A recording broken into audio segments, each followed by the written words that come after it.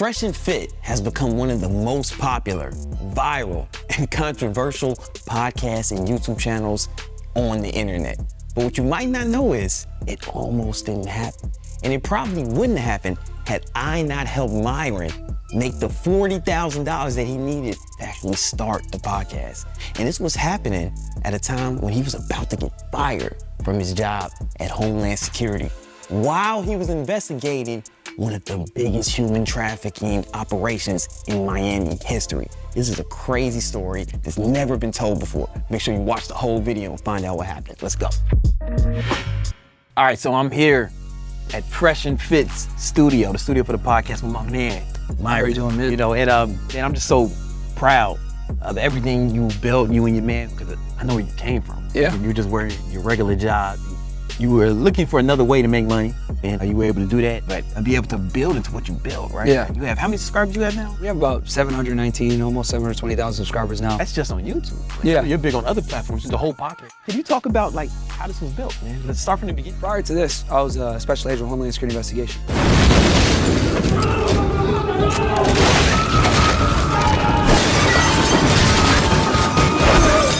I started my career in Laredo, Texas, and then I came to Miami, Florida. So I started in 2014, spent 4 years there, then came to Miami, Florida, and I started doing cases here.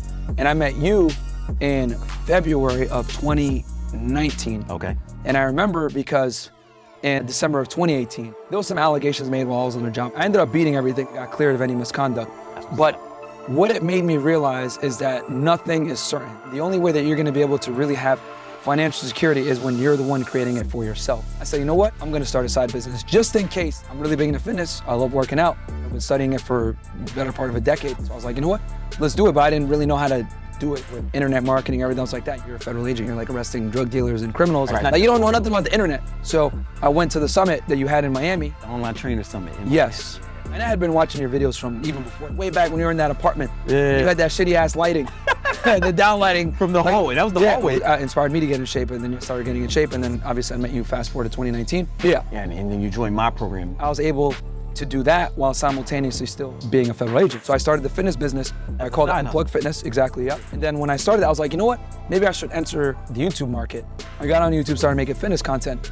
I noticed that fitness wasn't hitting as hard. And I looked at all the other fitness channels I used to watch back in the day, and I noticed they were on more lifestyle, vlogging, and dating. And I was like, I am a womanizer, but no one really knows about it. So I started making content on like male self-improvement and dating, which is like hand in hand. So we started doing content on like, we told guys the reality. Listen, yes, game is important. Yes, having money is important. Yes, being in shape is important. So we put everything together. Yeah. You just need to become the best version of yourself to get the most girls so that you're marketable to all different types of chicks. Because there are some chicks, as you know, that will only deal with you if you have money. There's some girls that only deal with you if you're in shape. There's some girls that only deal with you if you're a smooth operator. Why not have all of it? Met my guy, Fresh Prince CEO. He was really good with using Instagram and leveraging the internet to get girls. And a lot of people don't know Instagram is like the #1 dating app. When you meet Fresh and you think about starting this podcast together, how much money were you making? At this point with my fitness business, I was making $10,000 to $20,000 a month on the side. As a side what you learned in my high ticket trainer. Yeah, I had barely like 1,000 followers on Instagram. The job was very busy. That took most of my time. I haven't even told anybody this. When I was making the most money with you, I also had one of the biggest cases in Miami at the time. It was a human smuggling case that encompassed a bunch of different countries, Canada, Turks and Caicos. So I was doing that case. That was taking up most of my time.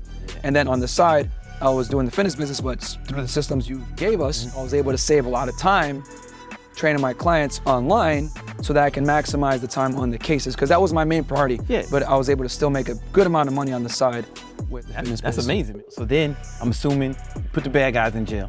Yeah. What made you decide to start the podcast? All this was happening at the same time. I was saving a lot of time on the fitness business off the stuff that you were teaching us as far as like having everything streamlined. When I was doing that, we were doing the podcast and it started to take off on YouTube. I met Fresh right around the same time, but we started actually doing a podcast later on. Yeah. And then it started to take off and we were doing it through like StreamYard, which is like Zoom calls. Right. So we said, you know what's the next step? And a lot of the money I made from the fitness business, I was able to take and invest into the studio. We dropped about $40,000 into the studio initially. Cause I'm looking around, I see like way more than $40,000. Yeah. But to start up, it was like around 40K, and I put up most of the money in the beginning. You had that money from your online fitness business. Yeah, because I was making about 6 figures from Uncle Sam at the time. And You're then, welcome. Thank you. Thank you. I was making another 6 figures from with Uncle Sam was around 100 to 120,000, and then the fitness business made me about 150, 160K. So I actually made more with that, with less time. You were doing rewarding work. I remember you. Yeah, I enjoyed it. I didn't want to leave. Yeah. I didn't want to leave, man. What happened was the YouTube starts to blow up, but that comes at a consequence. So they bring me in over at the office. Hey, you can't be talking like this on the internet, because I'm very honest, I don't lie. Basically acknowledging biological facts. They're like, listen, man. And I get it, because as an agent, you're supposed to be unbiased, to be able to testify with no issues. So I was like, and they put me in a position to pick one or the other. You got to suspend your YouTube stuff for a while and your fitness business. I would have to suspend both.